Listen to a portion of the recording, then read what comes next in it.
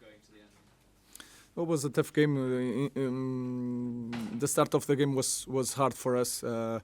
High pressure from the opponent. We lose some possessions in our build up, and the goal is like that. And if you look at our games, it's always a little bit our fault the way we suffer goals, and then everything is so much harder to do. But if you look at the game, especially second half, and especially with the sent off, we arrange ways to get inside the box, and that is something that we are improving. We create chances. We managed to score one, but I think I feel that we lost two points today.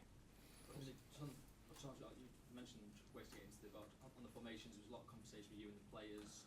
Was that because they weren't quite sure exactly where to go on the pitch? When? After the substitutions towards the end of the game, you and Rasmus, you and Bruno, lots of communication really. Yeah, well, it was just to adapt, and you can see that we change a lot of players in positions that they never played. So it was just a way to not a tactical aspect, it was just to also to understand the players that it will have extra time. So if you suffer a goal in transition, you lose your head.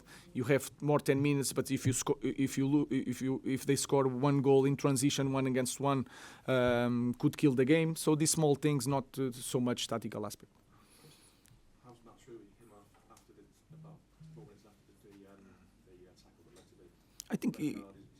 Yeah, I think he's okay. Yeah, he will be ready. But in this kind of situations, in this moment, anything that could be a danger for a player that in one position we lost Dalot, we try to save that.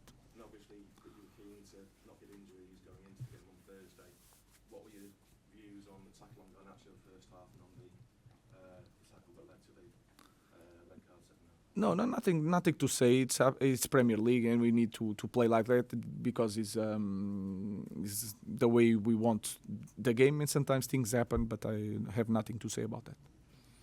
That could be a big goal for Højlund personally. Was it always your intention to keep him on stage, to give him as much time as possible to possibly score? I make like I see the trainings, I see the way they behave, the way they want to improve. I see the games also. And I try to put the best 11 to win games. That's all. Of course, I want to support my players. I was a player, and sometimes you have bad moments, difficult moments in a big club.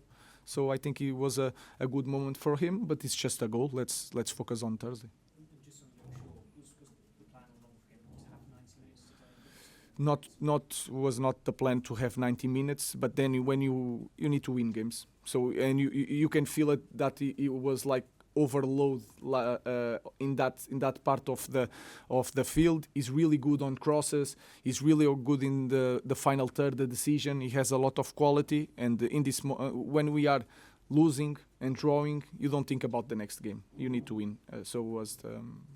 I was not focused on the next game. Ruben, either today or at some point Liverpool will get their 20th title, which will bring them level with Manchester United. The fans sang about it today.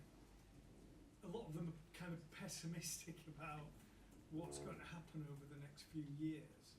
I realise you can only deal with now, but how do you feel what you're trying to achieve is kind of bedding in that gives the hope that United can at least challenge? The first thing is to focus on ourselves and not in the other teams. The next thing is to be really honest. We are in the different levels in this moment, but then explain that everything can change. And I remembered when I started seeing Premier League was the opposite.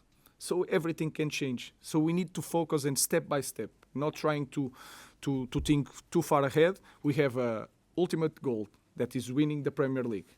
And again, I'm not crazy. I know that it's not going to be next year, but we are trying to build something. And the small things are really important, and we did that during this year.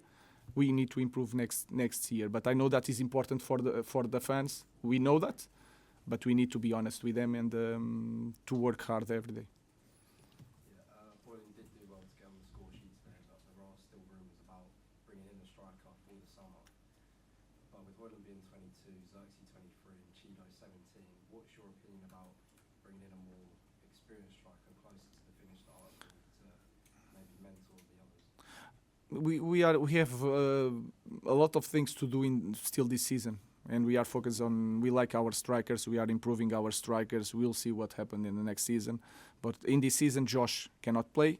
Shido is not in the list, unfortunately, for the Europa League. Has the Premier League games to win every minute to work on, and Rasmus is scoring. So we'll see Thursday. Alessandro Martinez earlier this season said about having that mentality.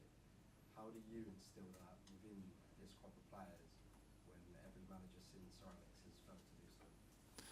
Do the things that I believe, and then work hard every day.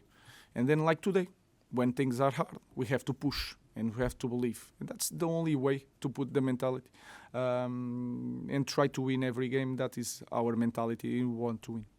We'll leave it there. Thank Thank you. you.